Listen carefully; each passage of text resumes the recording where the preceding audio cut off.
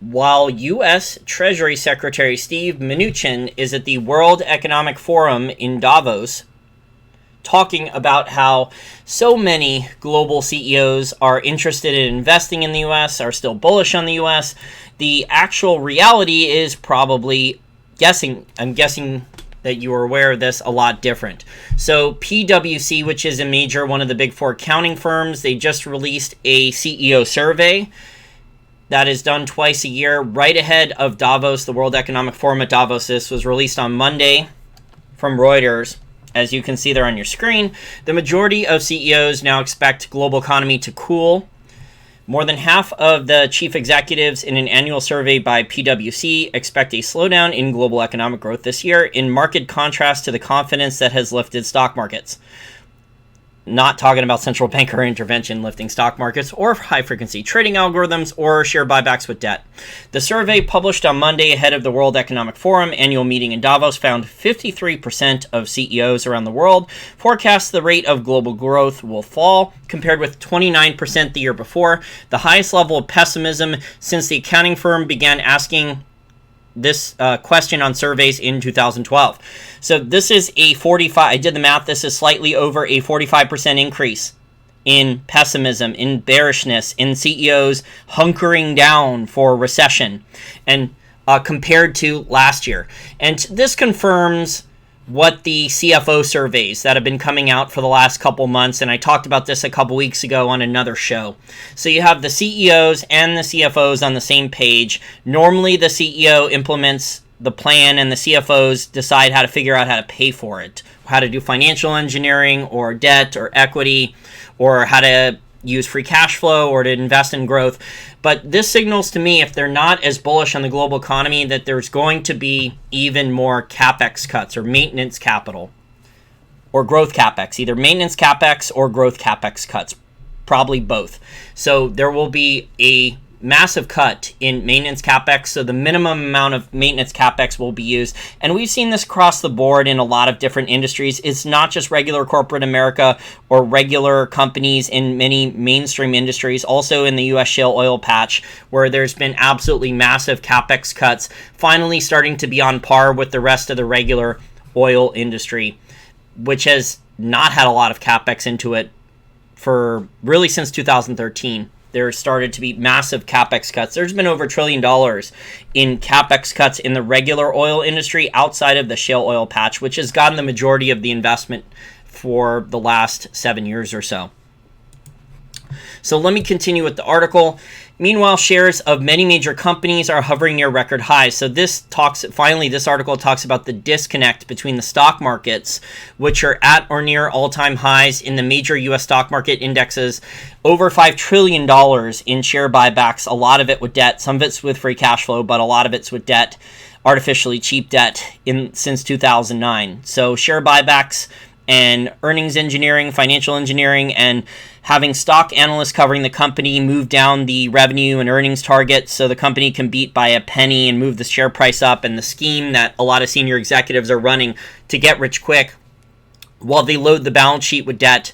And then you have classic examples of this with General Electric, and then recently that I covered with Boeing, which, by the way, my Boeing video, guys, and I don't think I discussed anything really that controversial on the Boeing video. It was demonetized for 2 days. I finally literally just got an email about 10 minutes ago from YouTube that my video was approved after manual review. It was demonetized for over 24 hours.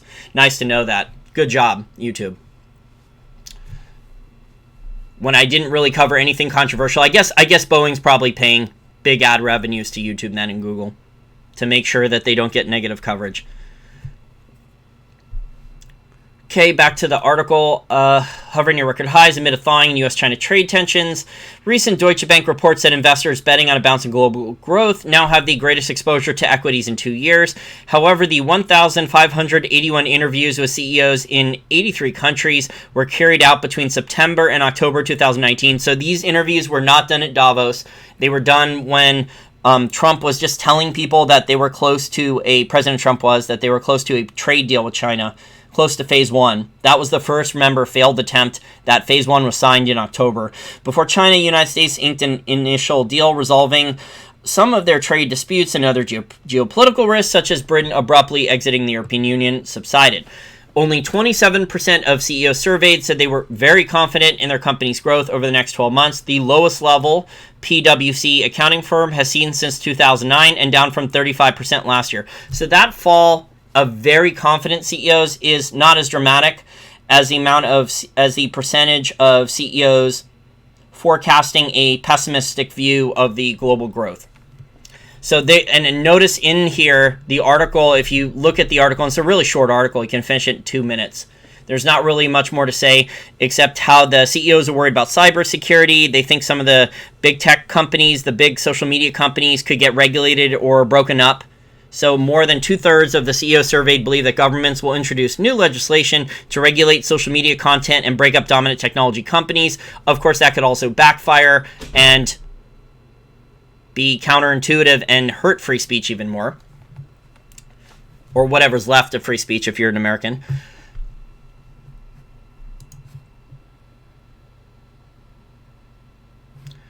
But this echoes with what I covered on the live stream on January 9th about 2 recent corporate CFO surveys, now predicting U.S. recession is here or imminent. And then we have the spin from Steve Mnuchin at the World Economic Forum in Davos, talking about how the U.S. is really the bright spot of economic growth for 2020. And that he has met with 150 to 200 top business leaders while on the ground this week at Davos, and that they will be investing in the U.S. He seems very confident about that. Of course, I don't really believe him. I mean, this is the guy that's taken lots and lots of Chinese money to make a lot of his movies.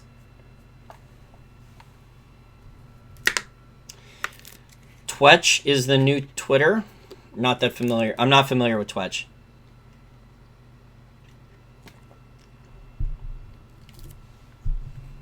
Twitter's not even profitable.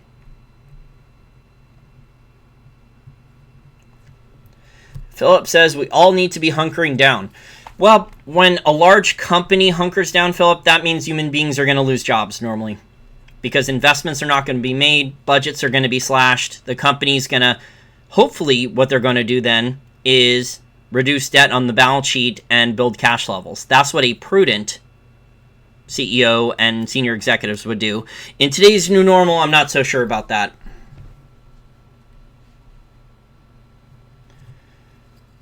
This is a good question by Orpheus. Is it possible to keep the game going when, quote, sentiment among people who matter is that poor? It's a good question. I'm bearish on freedom. I'm bearish on free speech. So I think the rise in populism with all the different protests, whether it's the Yellow Vest protest, the protests in Santiago, Chile, and so many other places, is showing that people are realizing that the economy is nowhere near as good as the politicians are claiming. And people's standard of livings are being killed with stagflation and taxes. So when their bills go up a little bit, they become even more desperate, even more dire. So pitchforks and torches. At the current status quo, the pace we are on, socialism is becoming popular here in the U.S. for younger college kids who have no negative connotations with it and are brainwashed. And the rise in populism with pitchforks and torches is going to keep increasing because the average American and many other people in other countries in the middle class do not have a large stock portfolio, do not have a real estate investment portfolio, do not have a bond portfolio, although bonds are really, they're not paying income. Bonds are just capital gain instruments now. So over 100 years of finance, of conventional finance has been ruined. So people now buy stocks for income, for safer income, and bonds for capital gains in this bizarro world twilight zone. Anthony, it really depends. It really depends, skilled labor. It depends on which industry and how well that firm is run. I mean, people need to have contingency plans. Hopefully they're not in debt up to their eyeballs. Hopefully they have savings. I mean, yes, fiat currencies are being inflated, intentionally devalued like crazy by politicians and central bankers. But if you have cash and you lose your job, you need the cash. So even if you're being devalued by the central banker, and the people at the Federal Reserve have a higher inflation target, and the money supply is growing and the credit supply is growing and it's going bonkers like in China. If you have cash and you just lose your job, at least like that buys you some time to find another job.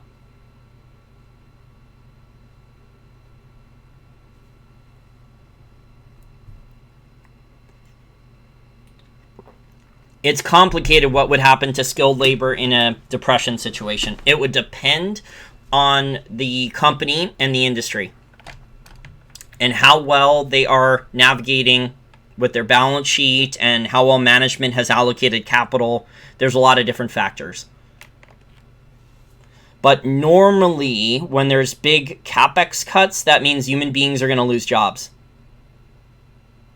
Capex is good for jobs. Capex investments, either maintenance capex increases. Capex is bad for margins, but capex is good for jobs. Maintenance capex is bad for margins.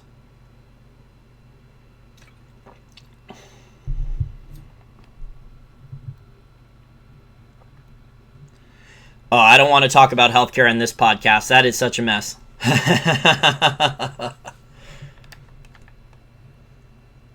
But there's so many economic indicators now that are flashing recession. I mean, if CFOs, CEOs are bearish, that means they're not going to make a lot of capital allocations. If they're cutting back, that's a recessionary indicator, I would argue. I would say that's a leading economic indicator if the CEOs and CFOs are telling people they're not going to allocate capital, because that growth capex is what's going to fuel new products and services, higher profit margins, potentially new property, plant, and equipment, new jobs.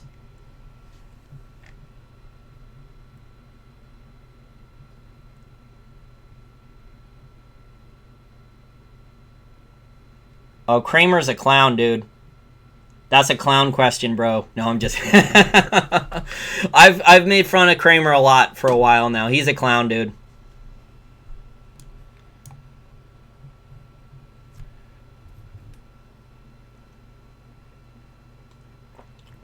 Let me quickly talk about the Fed's official balance sheet. There wasn't a lot to talk about. The Fed's official balance sheet increased. It decreased 2 weeks ago. It decreased a couple weeks ago from $4.173 billion down to $4.149 billion. And then a week ago, it went up again, back around to the same numbers. So it's been bouncing around these levels for a couple weeks, back and forth, around these levels. I think the Fed is worried about the coverage in the mainstream media that people are talking about the balance sheet increases and how quickly the balance sheets are increasing. Maybe the amount of repos is slowing down, even though, according to my buddy Wayne, that the collateral, the good collateral that the Fed is taking, quote unquote, in air quotes here, you can't see them, air quotes, good collateral is now mortgage-backed securities. Also, a lot of CEOs that have been surveyed expect lower earnings. So not only is CapEx being cut, my buddy Wayne sent me an article about how in the last couple days, shout out to Wayne, who tracks the repo and then sends me email updates, but that CEOs now have the lowest level of earnings confidence, earnings guidance now in, I think, 10 years. So CEOs are now warning, the publicly traded company CEOs are now warning that earnings are going to be light. Meanwhile, the asset prices become more and more divorced from reality. For a no growth or revenue contracting dividend stock, like maybe Boeing, yeah, Boeing's not dropping anymore. Boeing's starting to rally because the CEO announced that they're going to maintain their dividend with a 120% dividend payout ratio. So they borrowed. It's looking like Boeing borrowed to pay the dividend. It's that bad with Boeing. They don't have much cash on the balance sheet. It's looking like Boeing borrowed to pay the dividend.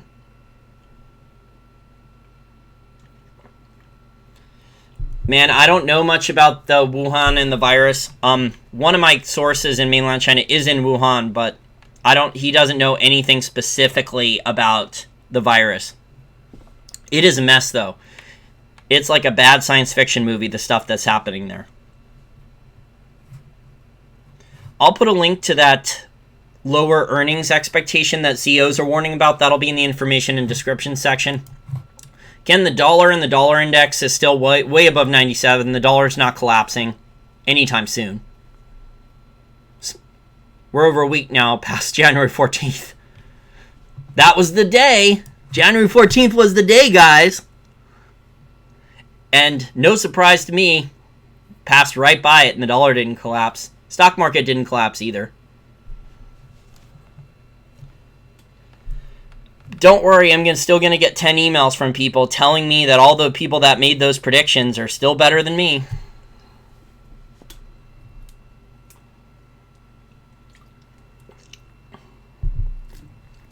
Yes, Wuhan is on full lockdown. It is crazy. There are no food delivery trucks going into the city.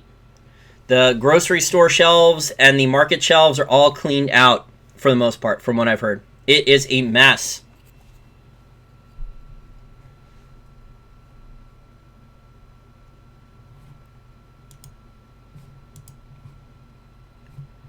Website guy, it is not 17 people. They increased the official number a lot more than that. I think the number is more than 10x that, and that's the official number. And from what I've heard from a couple sources, it's a lot more than that. There was a number floating around Twitter that it was 270 already. So it went from 17 people, no big deal, officially, to over 270, I think, the last time I looked on Twitter about an hour ago.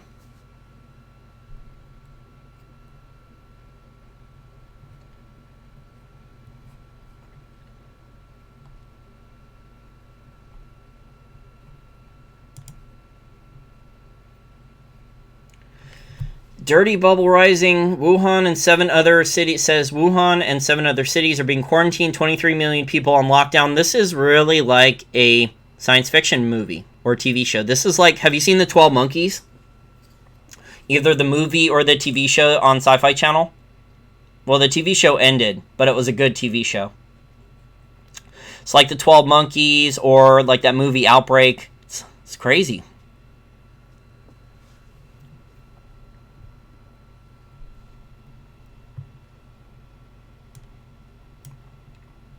The U.S. stock market didn't seem to care that much. Let me look at the Dow was barely down at all. The S&P was up. The NASDAQ was up. The Russell 2000 was even up. And the Dow was only down a little. Only 26.18 points. Even though China could have some big problems, the U.S. stock markets didn't seem to care that much.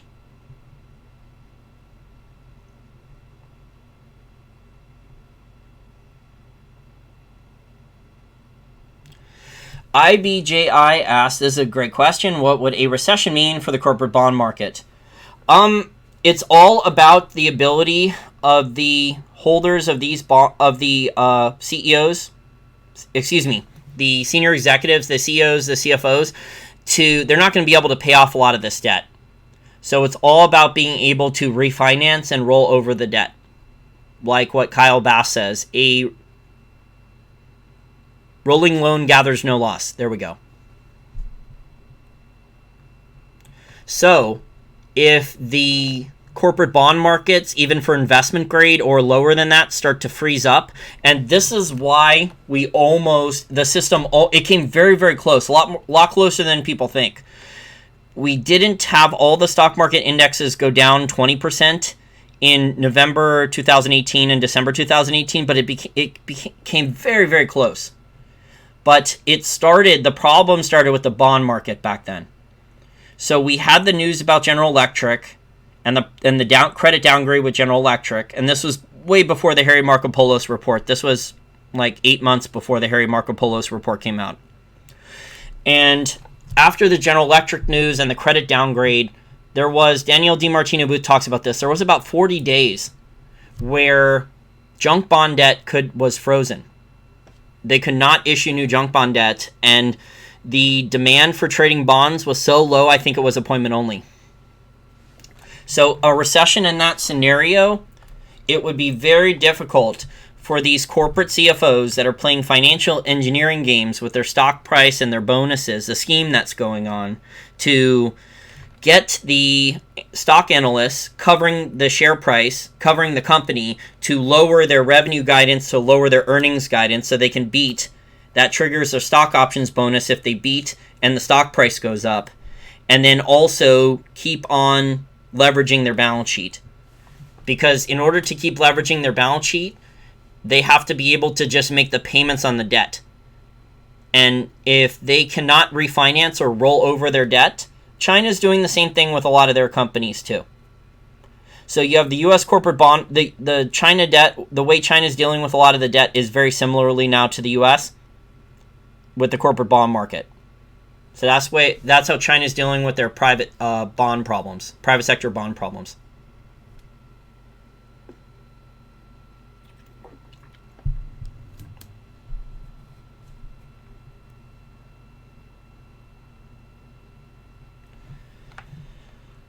Robert, that is Resident Evil. There's a bunch of movies. He says he remembers playing a video game a long time ago about a scientific facility that was creating a virus that got out of hand. And it created zombies. It's Resident Evil. Mila Jokovic. It's good. Those were some interesting movies. I know, like, they didn't get, like, the best. The critics didn't like them. I thought they were entertaining. At least a number of them. Zach, you should be able to find it in the cache in the internet. You should be able to search and it should be able to come up. Someone should have had it on a website where it was downloaded there.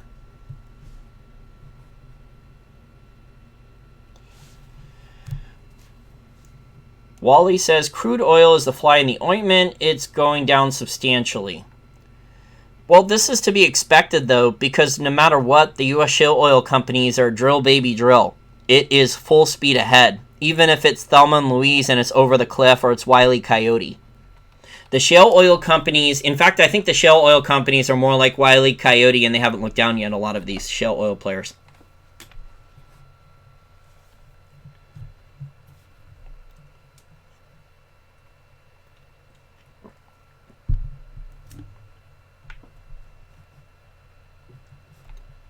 Yeah, that's really weird. I might have to end the stream early. I don't know what the heck is going on. I didn't change any of the settings. YouTube must be mad at me for criticizing them. Maybe I got flagged.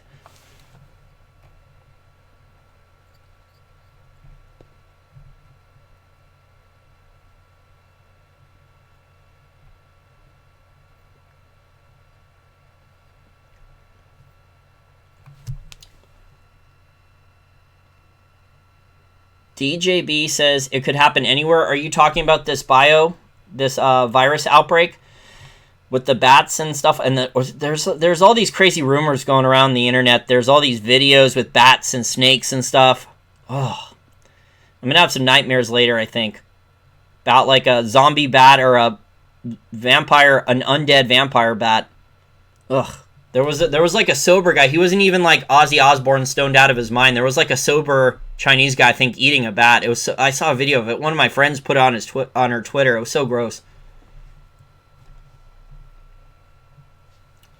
In a lot of major cities in China, Americans don't understand this, but if you watch a lot of ADV China videos and you have friends in mainland China, there's a lot of personal hygiene and cleanliness problems, especially in the major cities in China, but also in the rural areas. So China, I would say, is more susceptible in a lot of senses to a really bad virus outbreak.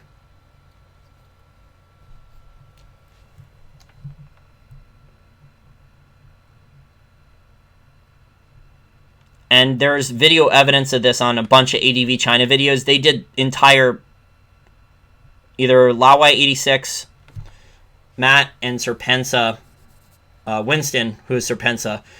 I can't remember if it was on ADV China or one of their other channels, and they just had like video evidence of like old men like blowing their nose and wiping the snot on like handrails, like metal handrails, and like people like blowing their nose like in the street, and kids like peeing like on the street in public. It's like San Francisco. It's like San Francisco, only there's a lot more people in China, and there's a lot more people doing it in China.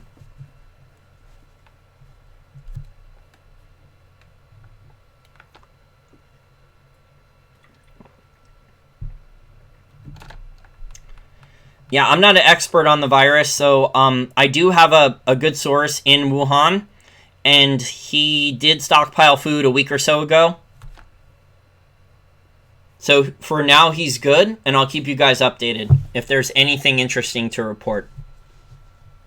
But he can't get out of the city even if he wanted to. It's on full lockdown.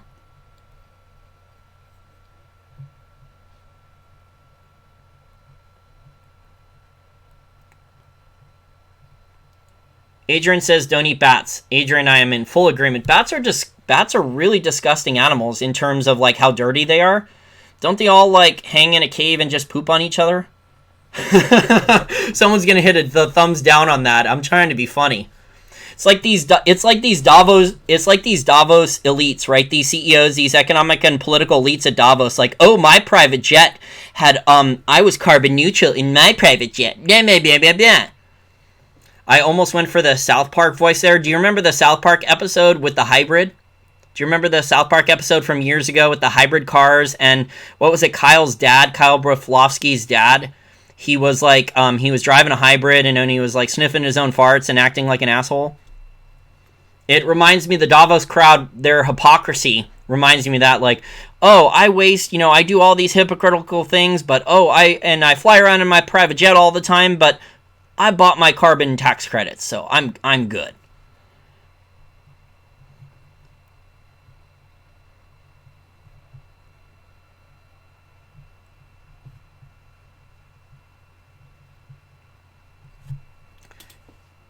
Yes, China also eats, there's also on some restaurants rat on the menu too. And a bat is not that much different than a rat. Bat is almost a flying rat without a tail.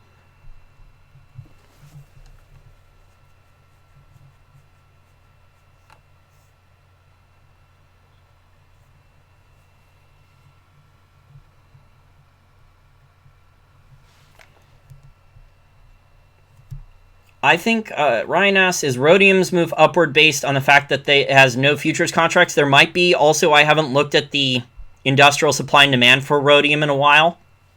I haven't seen if demand has increased for industrial purposes. But really, the perfect storm happened for palladium because industrial demand did increase for palladium. It became more popular to use palladium for automotive catalytic converters. And then there was a paper price manipulation with the amount of futures contracts. So there was increasing industrial demand for physical palladium. The demand for palladium increased relative to platinum. And there was not a lot of new mine supply online. The mine supply is dicey. There was not a lot of above ground stockpile of palladium. And then the paper price manipulation and the lease rates. Oh, you guys are having audio problems too?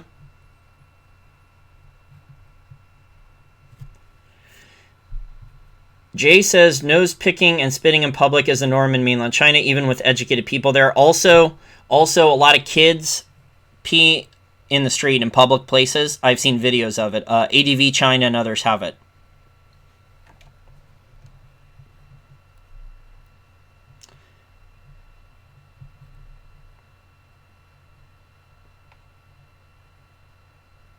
You guys are going to have to probably go back and listen to this. Hopefully the audio quality will be better. When I've been having problems in the past with audio quality, I've gone back and listened, and the audio quality ends up fine afterwards on the replay.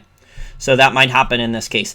I'll end the show, though, if the audio quality is that bad. I want to thank everyone for listening to tonight's show. But the bottom line is that now we have, in the last couple months, we have a large survey of corporate CEOs and corporate CFOs now. And I'll attach studies, the links to these surveys if you want to see this more. Also, earnings expectations. I forgot to pull the link up to the story before I started the show. I have so many other things on my mind. I have all these other projects I have to finish too. But the amount of earnings expectations for corporate CEOs, they're expecting earnings to be light in 2020. So that's going to put further pressure on the actual justifications that some of these talking heads on CNBC and Bloomberg are using for the higher stock prices that we have. Because they are saying, oh, earnings are going up, and a bunch of other nonsense. Oh, these companies moved revenue up. Oh, they moved earnings up. They don't care about financial engineering. They don't talk about how much companies like Netflix and Boeing and General Electric and all these other companies had to load up debt on the balance sheet. They're not talking about any of those.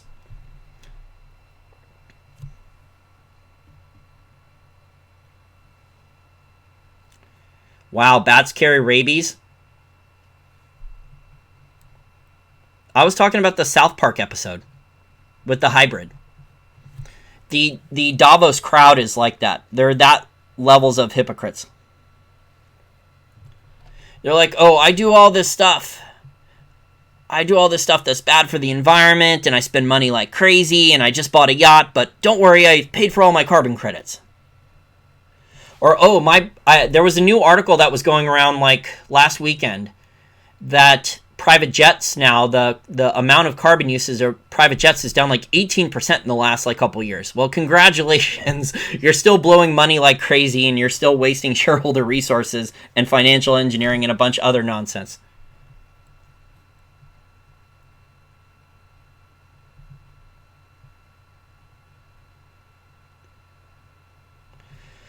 I would have to look into that, Ryan. I can't comment on rhodium and China and catalytic converters. I can't give you an answer. I haven't researched it. RR says carbon credits are a snowflake safe space illusion. That is part of it. Also, Goldman Sachs and other Wall Street banks want a market for it so they can take fees.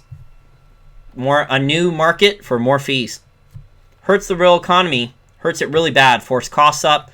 Governments like it because it gives them more control, gives them more tax revenues. So that would be good. Carbon cap and trade would be good for the Wall Street banks, and it would be good for governments, and it would not be good really for anyone else.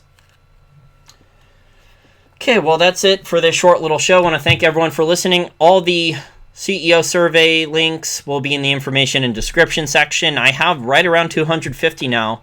PayPal and Patreon account contributors combined. So it's really good. Hopefully we get over 300 Patreon account contributors by the end of the year. And we're really rolling here. As long as YouTube doesn't demonetize all of these live stream videos and short videos that I'm doing. I mean, the Boeing video was demonetized it was really stupid. I don't think I said anything controversial in there. I just talked